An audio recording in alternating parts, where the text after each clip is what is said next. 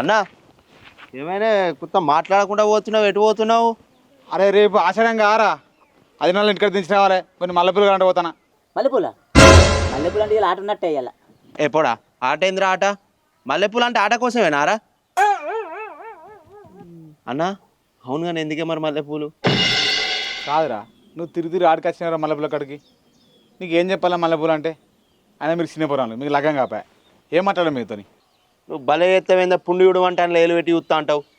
నేనేం అడిగినా మల్లెపూలు ఎందుకని అడిగినా, అదే సమాధానం మంచిగా చెప్తే ఏమైతే అన్నీ అంత వెరైటీగా చెప్తావు? మీకు దాసేదే ఉందిరా. ఇక ఏం లేదు కానీ రేపు ఆశ చెప్తుంది కదా, నీ మల్లెపూలు తెంపుకేసుకుంటే అది నేను చిక్కులు పెట్టుకుని పోతాట. ఎవరో చెప్తాను ఇంటికాడ 10 రోజులు అటే ఉంటుంది. ఫోన్లో ఒక మల్లెపూలేనా, సేపులు అట్టిపనులు అవి అన్నీ పంపించాలి ఇంటికి. ఇప్పుడు ఎందుకు అవి కడకపోడు? పిసోని వారు ఏమన్నా నాకు అర్థం కాదు.